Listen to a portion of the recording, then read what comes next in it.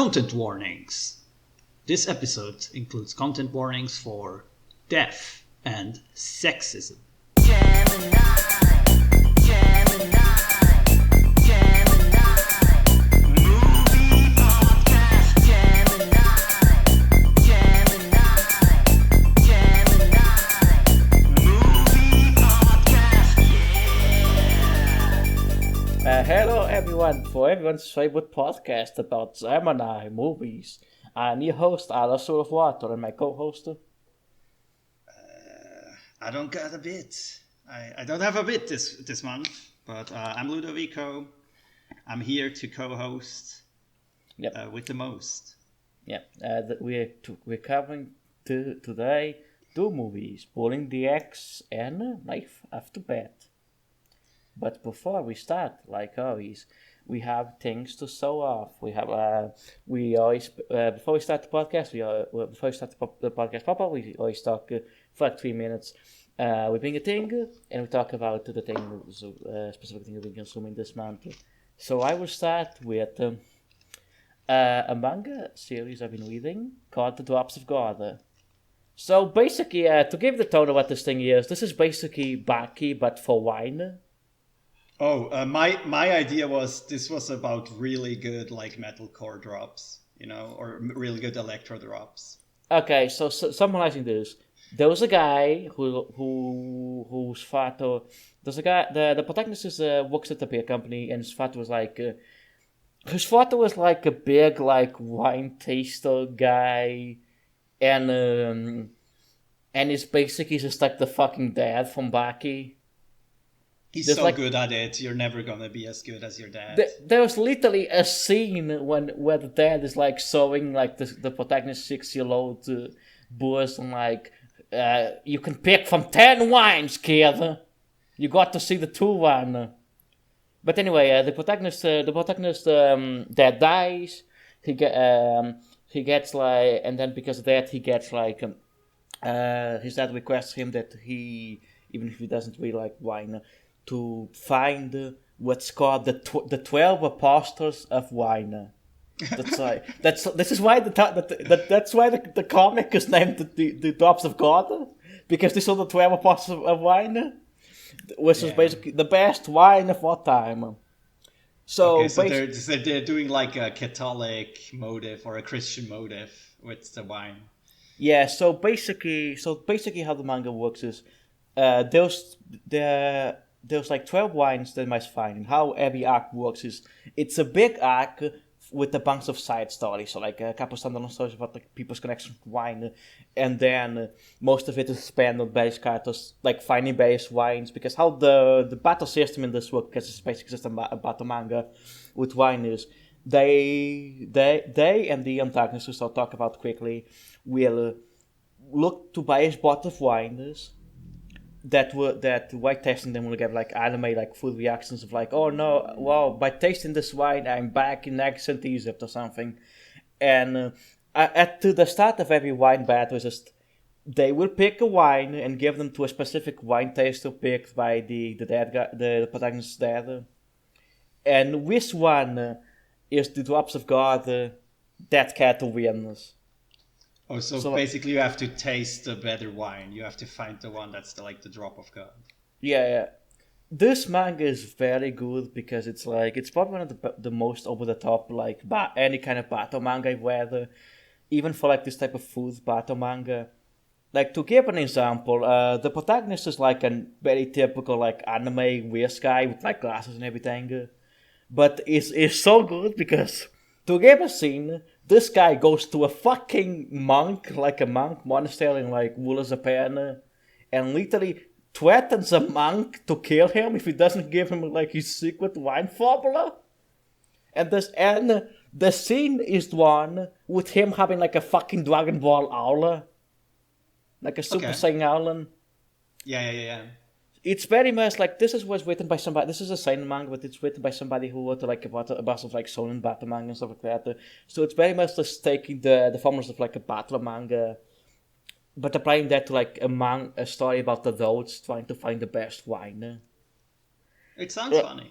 it is very funny. I think it's genuinely really good. Like there's a scene where like very early on in like the first battle where like the protagonist has to pick between various wines to sow, but he picks the one where he thinks the one that gives him by drinking gives him like memories of like being with his dead mother.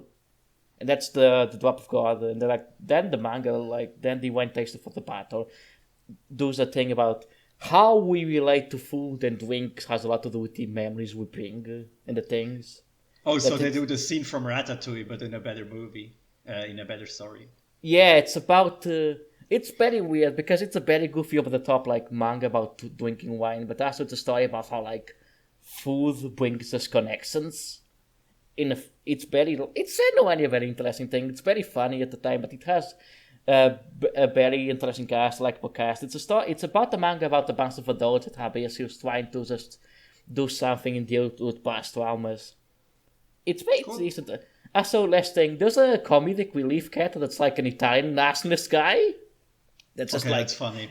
Yeah, he's very funny, honestly, in terms of this type of characters, because he is the kind of like the perfect comedic relief.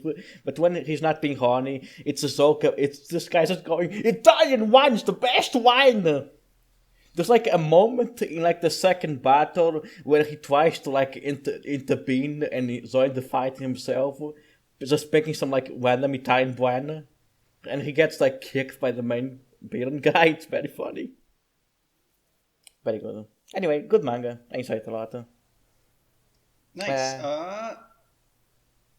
I'm gonna do it different this week because I've been not sponsored by Cockatrice, but Cockatrice hit me up if you want to sponsor the podcast with your illegal software. That would be nice.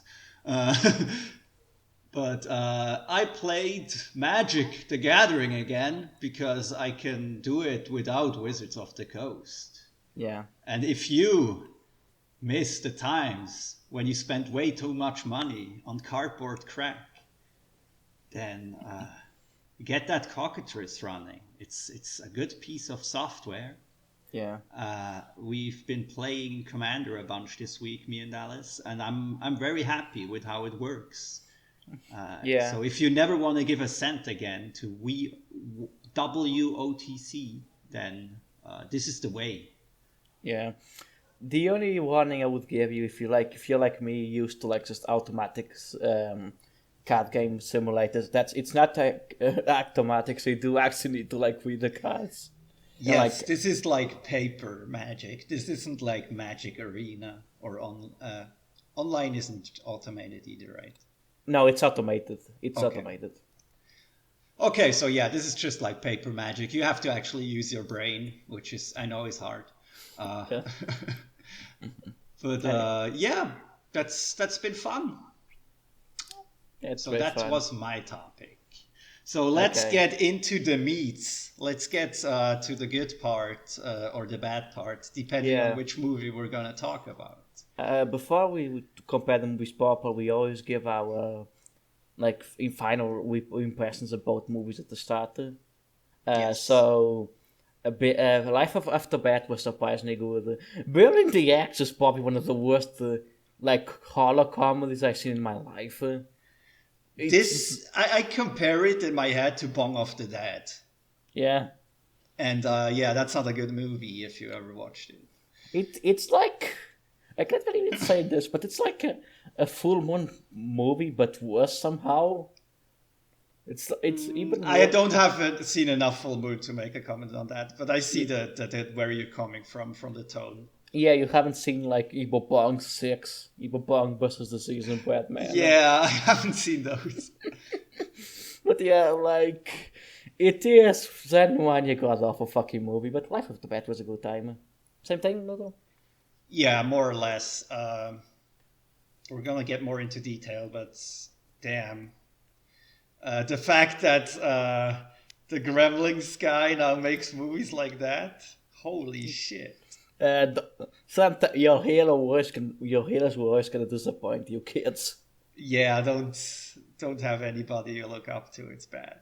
Yeah, but yeah, we're gonna first Before, let's give a short cultural Oh, yeah. and historical context. So we're not gonna talk about 2014 because most people lived through that year and they're trying to forget it, and I think that's good. We should all try to forget Yeah. uh, Uh, that year ever happened. But there's something to talk about shortly about like the wave of zombie romance that came like with the popularization of zombies with like The Walking Dead. The big one is Warm Bodies. We watched that one extracurricularly just to like for me to get some more context. That's a pretty good movie. yeah, that's a decent movie. But it's interesting that like a lot of studios had this idea to do like a zombie comedy, and it has some inherent issues. But I actually was looking down on this genre before this month. Like I thought these movies were just all bad, Yeah. and actually, two of the three movies of this genre I watched are actually pretty okay, Yeah, pretty good. it's interesting because this was the era of like zombies really being like the big thing in horror, and like even not horror media, like they were like a big dominating thing. Yeah, they were like a pop culture thing. To the point where like there was like a lot of now recent discourse about is are there too much zombie movies and stuff like that, and like now we just went past the stage. Zombie media is like very small now. The Yeah. Walking Dead, the comic has had it for years. As always, we reach peak saturation and then the market regress. Yeah, capitalism. Baby. Capitalism, it just keeps happening. Yeah, but yeah. So it is interesting because One Bodies is like it has always tied to the young adult resources, but like both Pulling the X and Left of Red are but more like movies like just like kind of adult movies in that market, and the thing with Pulling the X that makes it much more sense and why it's bad is so Pulling the X was a thing in production since the 2000s, Yeah. which explains a lot. Explains a Um, lot. the script for Life After Beth was 10 years old, but that's not like being in production hell. Yeah. But I think Joe Dante just had problems getting money for Burying the X. So it wasn't really in production, I think. He just never found the money until Yeah, then. this also comes with the context of like he did Looney Tunes Back in Action, which I think is a decent movie, but after it kind of failed in the box office because it was basically just a sequel to Space Jam and did not sell as well as Space Jam. So that put Zodante in like kind of like a weird situation trying to get I things in think Hollywood. from the interviews I read, he sounds just completely disillusioned with like modern movies. Yeah. He just thinks they suck. I'm at least like the big budget ones, except with some exceptions, and like he just lost all faith in like being able to do what he wants to do. And now with Burying the X, we see what he wants to do, and it's not good. It's that good. It's really not fucking good. Like it's interesting because Zodante, we talked about him in the game this episode. Zodante is very much somebody that comes from like the Waza Common school of like low budget horror slog to like somewhat known like kind of auteur status. And this Yeah. was the period where it just got the slam and became like very boomer. Where like there's not a lot to say to the director of Life of the Bad. He was the writer. His probably biggest thing before Life of the Bad was like probably he wrote the script for the movie I Heart Huckabees, directed by a known piece of shit today, but also. Yeah, and he But was the writer and producer, I think, too, on Life After Beth. Like this is also kind of an auteur thing, but it actually works. it's interesting. I don't think anything about his interviews say, but after he made like one big budget movie, he just seemed to just make kind of like more indie hits. Yeah, Uh, yeah, yeah. which is interesting. Do you have anything else to say about like the historical context of like these movies and these productions, or like Mm, I think we established the time and place pretty good. Yeah, there was a lot of zombie media. This was also set like in the 2000s also with like I want to like remark something about you saying these are both like more adult movies, and I want to say the X is a more adult movie in the context of this is what 14-year-olds think adult movies are like because No, they're it's talking about fucking. no, it's marketed to adults. That's literally just it. It's marketed. I think Burying the X is actually marketed towards teenagers. Okay, then I was wrong about that. Because like the jokes are so bad, it's just constant like horny sex talk. No, you're correct because they originally wanted an R rating, but they had to put two like wasn't it like PG-13? No, they wanted PG-13, and then they got an R rating because there's so much swearing. We'll talk about this, but the tone of Boeing the X is very bizarre and what it's trying to be that we don't really know what it's trying to be. I mean, I know exactly what it's trying to be. It's like a bad horror comedy. Yeah. That's what Anyway. it wants to be, like haha, funny, zombie, horny. Anyway, do you have anything else to say? No, let's get into the meat. Okay, let's into the get main segment. the meat, the zombie meat. Yeah. Brains. Anyway, The brains. what's the Cast first- and acting, Burying the X. So I'm gonna read off some of the main cast here. We got, very sadly, Anton Yelchin as Max, the main character. We got Ashley Greene as Evelyn. We got Alexandro Daddario as Olivia. These are the two romance interests. We got Oliver Cooper as Travis. We got Dick Miller as crusty old cop. What a role. We got Archie Han as Chuck. Yeah. So, what did you think about the cast? All respect to these actors, Anthony Jackson sadly died too young. Dick Miller is like a Zodante staple, a person basically every Zodante movie. The acting is horrible, not because of the actors; they're all fine actors, but it's all the acting is horrible. Fucking, it sounds like it's like a really fucking bad like comedy with put in like 2000s YouTube. In terms of the acting, everything feels very flat. It's barely nothing. Yeah, it feels extremely badly directed, like they did one take. And I think that comes down to like they shot the whole movie in 2 weeks. They shot like 7 pages of script a day or some shit. Yeah, like it feels very much like they did not have a second time because actors will just say lines and it will come off as barely off in some way. Mm-hmm. There's a very like the script is trying to be very juvenile, it's humor, but even in the most juvenile line, specifically with regards to the Holly guy character, it feels extremely forced. Yeah, Like, it feels unnatural. Yeah, it very much feels like they were trying to go for something a bit more wild, more things, but they just had like one shooting. They shot one time, or just the act, or just the directions they were given to act were not good, because it just feels everything very off. I don't really know if there's still anything weird to say, because the best way I would describe the acting is just very off. Like all the people in this are very talented people, but it feels just off. Like when trying to do comedy, it feels very much like they were trying and then it just stops. Yeah, there's no comedic timing, like the timing is way off.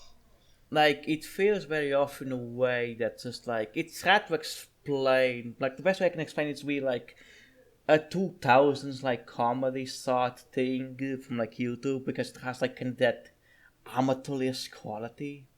Yeah, I think the script also doesn't help. Like a lot of these jokes just are deeply unfunny, and these actors have to like do in 1-2 takes trying to make it land, and it just doesn't work at all. Yeah, like because like if you shoot everything in like 2 months, 2 months, or like 2 weeks, was it 2 weeks? 2 weeks, yeah. If you shot everything in 2 weeks, there's like acting, like even very good acting. It takes like if you look back at like this is not always there's exceptions of course. Like at least in the somewhat decently big and middle budget movies, is like if you go back to like directors' aces and like look back at movie production, acting takes a lot. even if you write a good scene, an actor sometimes has to repeat that scene a million times to get into like the Yeah. right moment, because acting has to do a lot to also how a person feels, how the thing is being shot, the production history, etc., etc. It's like this is why it very much feels amateurish, because like you can notice they're trying to do something, but it also comes in a way that's just like it ends with nothing. Yeah, I fully agree. I don't have anything to add here. Like, I don't think the actors are bad. I just think they're badly directed and don't have enough time, and like the script is bad. So that just makes the acting feel extremely unnatural and weird. Okay, Life After Beth. Life After Beth. I'm gonna read off the cast again. We have Aubrey Plaza as Beth's. I'm gonna try to pronounce this last name in a way that doesn't make it sound too bad. Beth Slocum. Dane DeHaan as Zach Orfman. John C. Reilly as Maury Slocum. Molly Shannon as Jeannie Slocum. Cheryl Hines as Judy Orfman. Paul Reiser as Noah Orfman. Matthew Gray Hobler as Kyle Orfman. And Anna Kendrick as Erica Wexler. Yeah, I really like the acting in Life After Beth. This also has to do with this writing, but the writing is kind of semi-realistic and naturalistic, and it's how its dialogue is being produced. So like the acting a lot of times is like characters speaking like very naturalistic tones, but Yeah. that's so emoting when it comes down to the main guy. Like the main guy when talking also emotes a lot with like hands and stuff like that. So it gives you. I think the director said in one of the interviews that they added a bunch of ad-libbing and like changed around a lot of the script while shooting, so to make it more natural, like to make it more like the actors think their characters would talk, or like how normal people would talk, to make it like Yeah. less stilted. Yeah, like for example, like there's a scene where the main guy is just dressed in like the most fucking creepy dude's costume. Right? He looks like he's like emo as hell, but doesn't know it. Yeah, he's just like very much awkwardly dressed and talking, trying to get a zombie like love interest talking to him. So it's just him trying hard to talk, dressed horribly, emoting horribly. Where we're talking to his girlfriend, and you can notice, like, the actors communicate very well, bubbly, and us with the naturalist dialogue, just kind of awkwardness, so just like the best difference between their characters at the moment, which I think is very fucking good. I also have to compliment Matthew Gray Gobler, who plays like the cop brother of the main character. Yeah, he's so He just plays the most like unstable guy who has like a desert eagle and can't stop thinking about guns and shooting shit, and it's acted in a way that's so funny. Yeah, it's acted in a way that's both, oh yeah, I know people like this, and also kind of over the top enough to like make you laugh. Yeah, it's scary and funny. Like, he's intimidating, but also like this kind of person, so it's kind of comedic. Yeah, I think the acting in this is very good at putting people who are like real people, but also just like charactering and making it over top enough so you can actually laugh with these people and not just be horrified. Yeah, John C. Reilly is of course very good as the dad who brings his daughter to life and just like tries to keep it a secret. He's so weird. I really fucking like. I don't know who is that, the undead grandpa guy. Yeah, I didn't read the name of Undead Grandpa, but that was also like a very good way to do it. Yes, because the actor is playing like a fucking god grandpa, but he's a zombie grandpa. I think that was Gary Marshall, the grandpa. Yeah. It's like I said, this is very good because it's using the zombie storytelling. Like this also goes into how it's writing storytelling. I feel like that this all combines because it's using the acting very much fits in like a very typical, like this could be like an episode of Always Sunny, but like with the zombie element, it adds just the realism and the zombie element combined in class in ways that just work. It went into like it's dark comedy, you know. It's like these people are like intensely, darkly comic, awful fucking people. And then there's a fucking zombie around. Yeah, there's the absurdism of just like average people trying to deal with the situation, and it's way too much for them. Yeah. So the guy as well. There's a guy. There's another a guy who's like they're like in a motel. Like look at the window. The Oh guy's yeah, just, the black guy, the Haitian guy. yeah, we are fucking good. Yeah, that I'm gonna talk about that scene because it's hilarious later. But yeah, I think the acting is just very good at combining realism, darkly comic absurdism of its setting, and just it's very good. It's just like these are both relatable people, and just like it clashes with the setting of like just a zombie story. It's good. I like it a lot. Yeah. So, burying the X plot. So It's this plot is fucking garbage. it's fucking horrible. It's just, Like the structure is so uninteresting. It's basically inciting action, unfunny hijinks for an hour, and then the climax, which is very underwhelming. That's the entire movie. it feels like both me and Luther watched like a bunch of like bad 2000 supernatural shows that we can enjoy. This feels like a Z-list version of like the stuff we watch. Yeah. Like, This is it- like if somebody made bootleg Twilight Zone and then wrote an extremely bad comedic episode. Like it feels like something from a TV show, but even more Z-list and how it's plotted. Yeah, and Because- stretched out to almost 90 minutes, which makes it way worse. Because barely anything fucking happens. It just thing happens. They Character repeat starts- the same gag so many times. It's just thing happens, character happens. No, it's thing happens, character talk a bit. Thing happens, character talks a bit. It's like a fucking sitcom episode, but like stretched into like an hour and 20 minutes. It's Yeah. it's fucking horrible in how it's paced. Because barely like things happen, but nothing really happens. Because it's Yeah, just and every character is a foil. So they just annoy the shit out of you because they're just like a wooden archetype. Yeah, I guess it's just like we'll talk more about this when it comes to the writing, but like the plot is just awful fucking god awful sexist shit to be fucking. Yeah, this movie doesn't. This script really detests women. It's like amazing. It's literally the guy is dating like an environmentalist lady, and it's like she's too annoying. He literally kills her because of she being too much of an annoying environmentalist. Well, he doesn't kill her. She gets killed by like a Yeah. bus. Oh, okay, sorry, but yeah, after that happens, and then he meets Zoe Dante's god girlfriend. Oh, see. Yeah, I'm gonna talk that in the like teams, but like this is so unhealthy. This is like incel writing.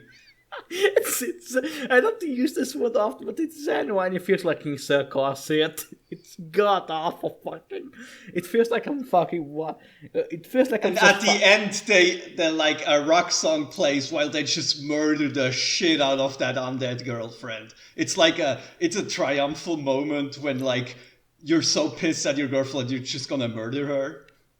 it's really fucking Like hard. I'm gonna talk about how Life After Beth handles that later, but how it's handled here is like basically, yeah, hell yeah, let's go, let's assault this woman. We talk so about that fucked in up. teams, but it's horrifying. Okay, Life with the bad plot. Good. It's good. It's like it's done. I guess it's more about how it's shot, but it's shot in like a kind of silly documentary style. So like how we feel very much like this is just it's very interesting because it feels very much like this is just a day in the life of the people in the story. Yeah, But it's then very combine- atmospheric. Like it pulls you into the place they're in. Like it Yeah. never goes away from the characters for long. It literally starts as just the guy entering, like finding out his like his girlfriend has been isolated. Yeah. So it's very much good at combining this part of like it feels kind of like a naturalistic like day in the life of people, but then stuff.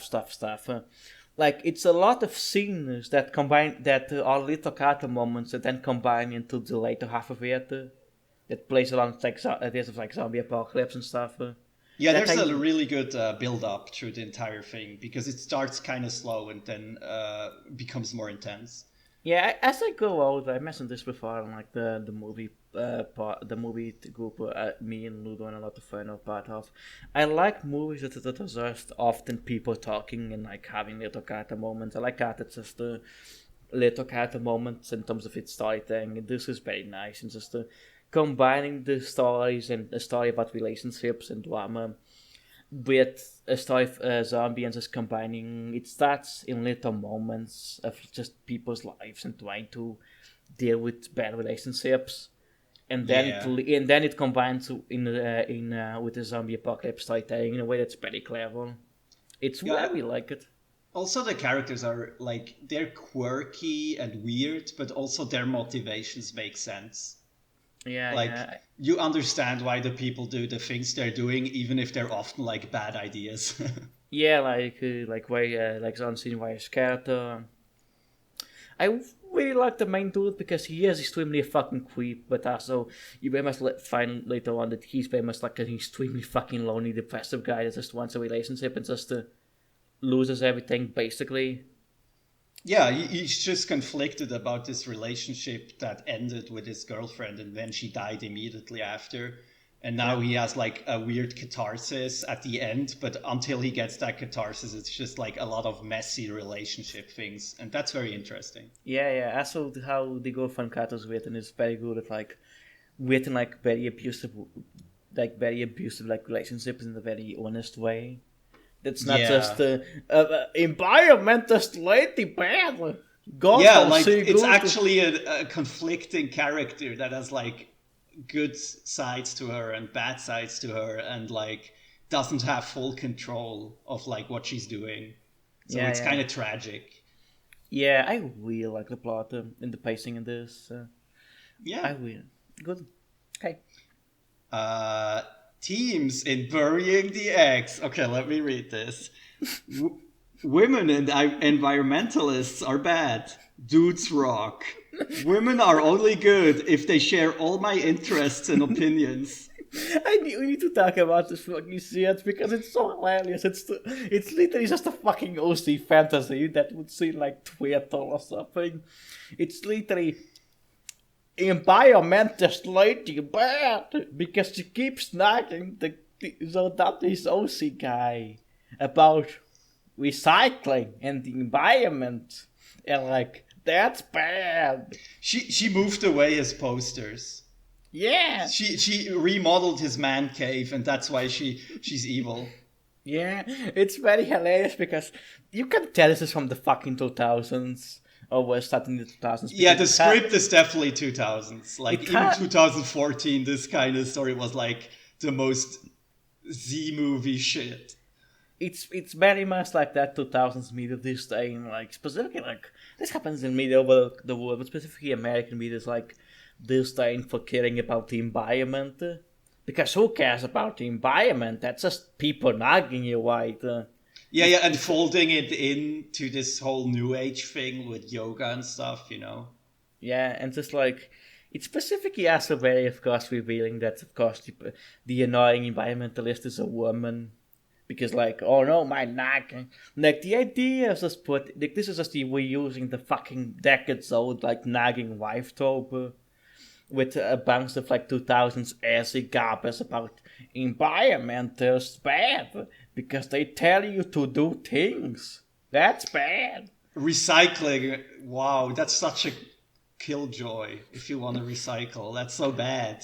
It's fucking hilarious because it's so fucking dated even from the fucking 2014. Because at the start of the 2010s, even if there's a media issues and everything, how climate change is depicted, it's like people at least start to say, "Oh yeah, if you don't do anything about the planet, we're gonna fucking all die." Yeah, And yeah. like this specifically feels very fucking 2000s boom. It feels so fucking boomerly. And like We also have to talk about the goth woman at some point. yeah, talk about the goth woman. I was going to literally ask you to talk. So the main love interest after the girlfriend of the main character gets zombified is the character named what is that?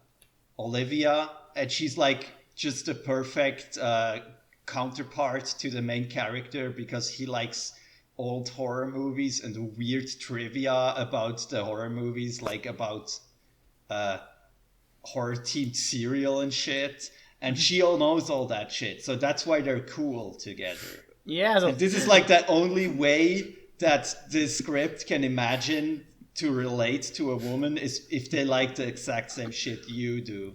And she's just the most perfect woman that never disagrees and that is okay with everything. Like when she learns about the dead girlfriend, she basically has to listen to 2-3 sentences of the main character and then she's just cool with it. She's just gonna be cool with the guy with the undead girlfriend who like never told her about that whole shit going down. And she's gonna forgive him and they're gonna be a couple. yes. It's like she's just like a Virgin Mary. She's like the perfect woman. Yeah. Like it's a real what is the horror saint complex thing called? Is it the virgin whore thing? Like a woman is either a whore or like pure. And like these two women characters are exactly that. It's so fucking cheap. It's so unimaginative. Yeah, as a woman, I can confirm that we only do, when we like a man or somebody else, we just talk about their interests that we totally have the same, and that's how relationships with women work.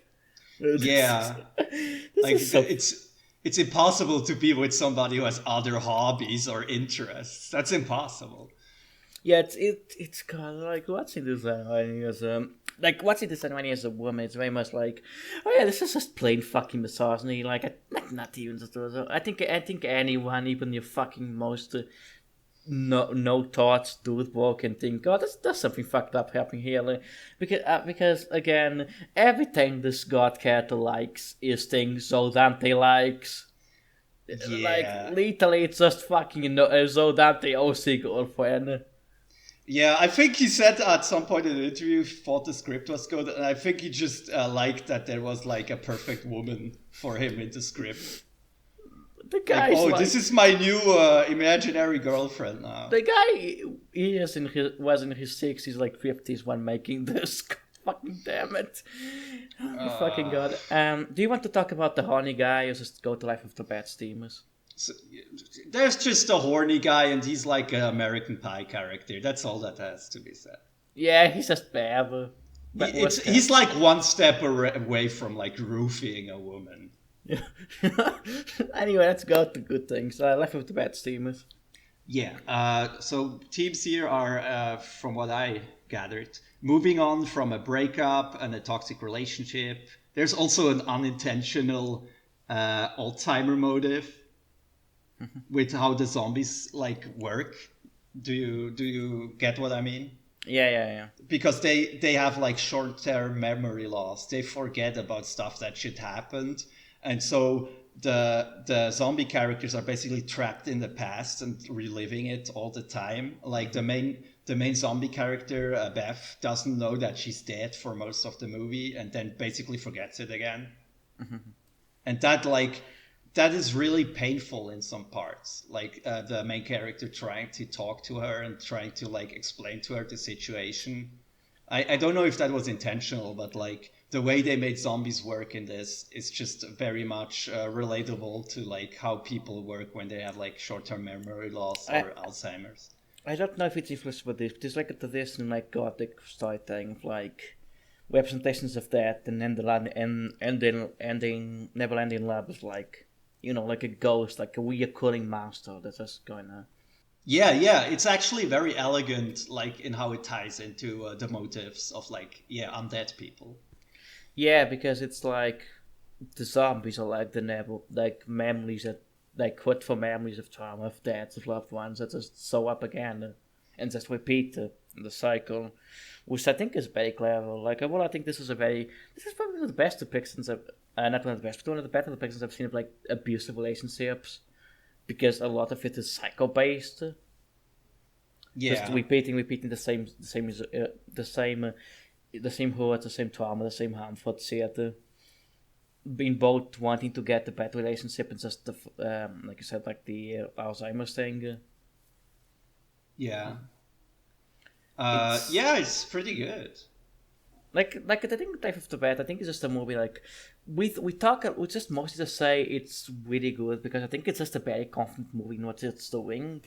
Like in what the idea of like the zombies is like the idea of the zombies is like a reoccurring pain of trauma of loss of a family member has been a thing in zombies since forever in Western depictions of them, but in those it's using that in a very confident way. I think it just works. Like it's a very confident story about like with the main character, like I was saying, like use just kindness just being like him just being like a weird creep, and that because he still has the trauma of the death of his girlfriend, so he wants to get something, wants to do something to her.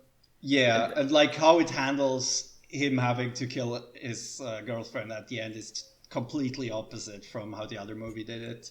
Yeah. Because it's like genuinely a funny and tragic moment at the same time. And Yeah, that's so hard to like get right because like you really feel for him and for her. Like she just doesn't know who she is anymore and she's completely gone. So he basically has to like free her from her pain.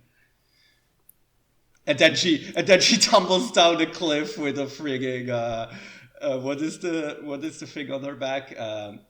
Is it like a capping thing? Oven with plates on it, and like that was a real oven actually that Aubrey Plaza had to wear. Oh no. Yeah, this was a real heavy oven, but not in the shot where she falls down, but like in the other shots. Let's just say that. Fun fact: Aubrey Plaza made the director after making this movie. I guess she was into the oven thing. But anyway, like I just want to say, I also like we talked about John C. Wise character, like just like the idea of like a parent like resurrecting the dead kid with like magical powers, like a very old trope pastor, but he does it in like a very emotionally honest way. And it's like, smart about it because it sets up a false red herring in making us think, oh yeah, Haitian voodoo and shit, you know. Yeah, like yeah, that age-old trope, and then it relieves that tension in the funniest way possible of a Haitian just explaining to him like, no, we don't have anything to do with your weird shit. Yeah, I think that scene is also kind of clever, just like putting the difference between like what most zombie Western zombie fiction is and like the actual cultural traditions of the zombie in the Caribbeans. Like, yeah, you know? It subverts the trope in a pretty smart way. Yeah, it's a really fucking good movie. Like, not a lot to say. I think it's just a very good movie in what it's doing. If you want a movie about dealing with messy relationships to a metaphor of like a dark comedy about zombies, it's very good about that. I like it a lot. But yeah, next thing. Next thing, cultural relevance of Burning the Eggs. Isn't there cinematography and music, Ludo? That's after cultural relevance. Okay. This aged like milk is what I wrote. It fucking feels dated even for the 2000s. Like, to be honest, if it actually came out in the 2000s, it would still feel intensely fucking dated even for the time. Yeah, like, there's just not much to say. It's just like it was bad when it came out. It's like it feels like a worse version of already bad YouTube skits. Like for 90 minutes. 90 minutes of that fucking garbage. Life After Beth, it seems to get, I think people remember it. Like, if you like to look into Letterboxd reviews, people are positive on it. I think Aubrey Plaza is a big star, she has it. The writer seems somewhat popular. This reviewed somewhat decent in film circuits, but that's what I just think. If you like relationship dramas or like dark comedies or like movies about zombies or horror, or kind of slightly horror theater that like also has its own take on the horror tropes, I think you're gonna like this. It's also A24, so people are gonna dig through their catalog and find it. I guess going back, speaking of digging, I guess some people will like some Zodante heads would dig to like Burning the Eggs because it's Zodante, but like I looked up a lot of Zodante retrospectives. Barely few Zodante retrospectives, even by Zodante heads, talk about Burning the Eggs for more than one paragraph. That's funny. But yeah, that's very funny. But yeah, I think people remember because it's an A24 movie. It's like a kind of one of those very promising like early 2010s like indie movies. It has a big star, and honestly, I think people like always. If you make a recent movie, even if it's obscure or forgotten, I think people will find it and find appreciation in it. Yeah. Like any art, frankly. So I think this will be remembered in a way, Boarding the X will not be remembered. Yeah, it's Life After Beth also has just the cast that will people make check it out, like you said. Yeah. Okay. Anything else to say about the rest of us? No, this sums it up nicely. Cinematography, Burying the X. It looks like a fucking 2000s YouTube song. That's all I can say. I say it a bunch of times. It fucking looks like a Z-list person of a full-moon movie. With some exceptions, the movie is lit like a bad TV show. Color grading is non-existent. I will say this might be the worst looking movie we ever watched on the podcast so far. Even worse than like the Taylor ones. Yeah, because they had at least like cinematography. Yeah. Like they had like shots where you could say, "Oh, I see what they're trying to do." Here, it's just the most basic default camera shots you can imagine. Often, like the blocking and everything just looks like shit. Yeah. Yeah, I feel like this very much feels like, oh yeah, they had to shoot this in 2 weeks. There's no style, there's no flair, it just looks like a fucking bad TV episode. Like, they just shot some people talking, going to a street in California, and that's it. And one might play devil's advocate and say, oh, but they only had $2 million. The other movie also had like $2 million, and it looks great. The only thing I want to say is the person who shot Burn the X is the same person who shot the There's No Evil Dead. Huh. Like this is like Evil Dead 2 as well. This person has started working in like very low budgets. Yeah. So I don't know what happened. I'm very much feeling this was like a Zodante thing or something. Not to. Yeah, he just didn't give that guy enough time to like prepare or like think about shit. Because like if you look at this like the cinematographer, like his like actual set is really good and like his thing. But yeah, this just looks horrible. Yeah, it's. I mean, it's not a shame because the material itself is also shit, so it fits the bill. Yeah. Life After Beth, cinematography. Really good, really good. It's shot in a kind of a pseudo documentary way, where like the camera is like chasing people and following them. I find very interesting. Yeah, I think the biggest criticism you could give it that it has that like A24 look, that it has like this slightly bluish color grading. Yeah, but I actually like that, so I can't really complain. My complaint with that style is mostly from their early movies. Not only movies, because this was only distributed by them. They did not make this, but like a lot of early, I guess this is more conditions. I think a lot of early 1854 projects, they would this was more like early 2000s indie stuff from America. They would just it would feel very flat. The color grading. How it's shot. You understand what I'm saying, right? There's a specific feel when it feels like very flat on purpose, trying to be realistic, but often can fail in often just resulting in like a very bland look into the movie. Yeah. But I think this is saved by very dynamic like camera shooting. No, the camera work in this, and I think this has also to do with the director's vision, because he talks in the interview like how they don't show the color red for the first 40 minutes of the movie. Mm-hmm. Like, so that when blood finally appears in the movie, that it pops more. Yeah. And they like change the grain of the movie for a short moment to make it look more gritty, but only for one part of the movie. Like, that's the kind of shit that you do when you have like a clear vision of how you want something to look. And the other movie just doesn't have any vision at all. Yeah. So yeah, like it's very much playing with the ideas of just like just playing with the filmmaking, how the film looks, and using them in very clever ways that I really like. Yeah, there's also like visual humor. Like there's visual gags Yeah, that there's a you lot. don't see a lot in like modern comedies, which makes the movie nicer to look at. You know. Yeah, I really like what the movie does with it what right up because it's very much like it's a very naturalistic movie where the cat stuck very naturalistic, but it's not just people talking. The camera moves. They have visual gags. There's a flair and style to it that I find very interesting, mixing this very realistic talking style with like just a very dynamic cameraing. Yeah, it's Yeah, nice. it's good. Okay, music. The soundtrack, Burying the X. So this just uses a lot of songs from old horror movies for the most part. Do you get the Tadios? So Dante likes old horror movies. Yeah, there's only like 20 scenes where an old black and white horror movie plays in the background. Wow, he's so cool. He knows horror movies. Wow, I he just like me, for real, for real.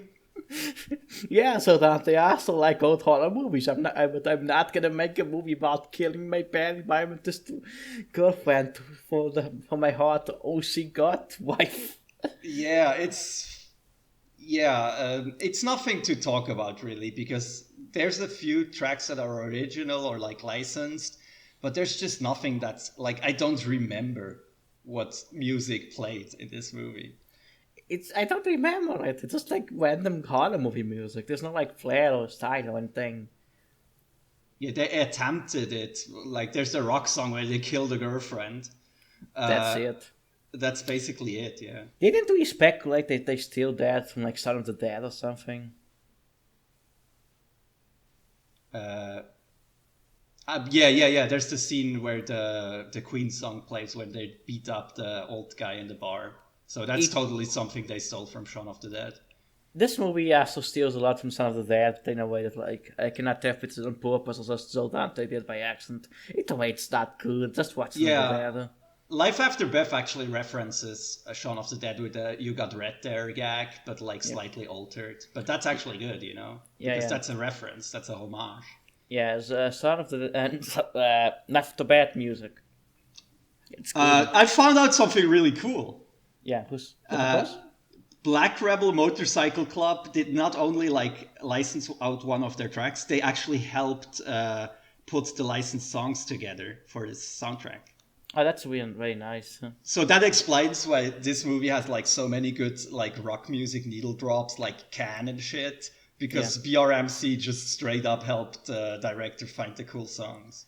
yeah. I really like how this music uses. It feels in a way that's very much like I once.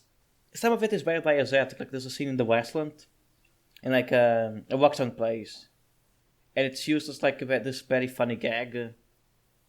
Yeah. They have also the smooth jazz gag. Yeah, it's very nice at using music as part of this poppy storytelling. It's just like this part of like like just human beings interaction with music in very awkward moments, and also Yeah. just using them to create like tension and environments in horror and comedy. Yeah, the sound It's design is also really good. Like the audio design of like the noises and the stuff that goes on. Like yeah. during the apocalypse, you don't even see much of the apocalypse in the movie. They do it very cleverly, where it's like a very contained zombie apocalypse.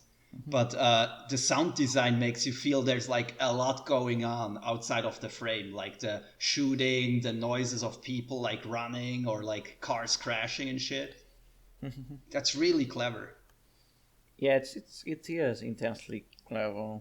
Like like I don't really talk a lot about audio sound design, but in movies where you're talking a lot, where it's very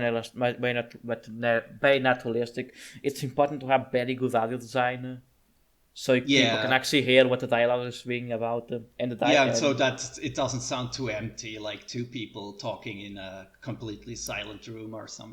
Like you're not just making a mumblecore movie. Yeah.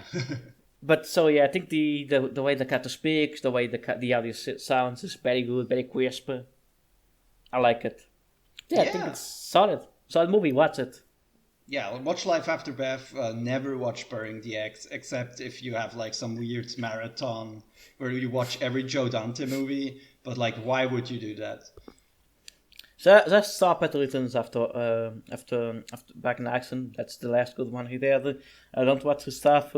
Don't listen to his podcast where he complains about cancel code. So it's a weird fucking thing. Anyway, I love movies. I love the actors. What's the next thing? The next thing is we're gonna choose the next movie, and then we're gonna do our plugs and send off. Okay, let me see. What do we have? 15. What's 15? Did you really get 15 of 2008? Yeah, this one I 208. really fucking like. The Queer Memorandum and Funeral in Bling. Okay. So these are two spy movies. The second one is part of a series of movies with Michael Caine that were like, how do I explain them? They're called like anti-James Bond. They're much more grittier takes on the spy genre with a recurring character, but it's much more grittier and focused on that comedy. Yeah, that sounds great. I've been meaning to show those movies for a long while. I might show the other two because there's like 3 of them. I might show the rest because they're very fucking good. Anyway, see you at movie nights. Wait, my name. You can find me at Other Soul of Water. On Twitter. Joker for podcast co-host. Other Soul of Water on Twitch. And Ludo. Ludovico_limited on Twitter and co-host. Yeah. Also, DM me if you want to play Commander. Yeah. Next time, just to do a final thoughts. Please watch Life After Beth. Don't watch Point the X. Bye. Also, if you're still listening, you should contribute to the Patreon because you're like one of our biggest listeners. So support us. We're gonna release our Patreon special episode about later this year. Lies of P. It's gonna be good. Bye.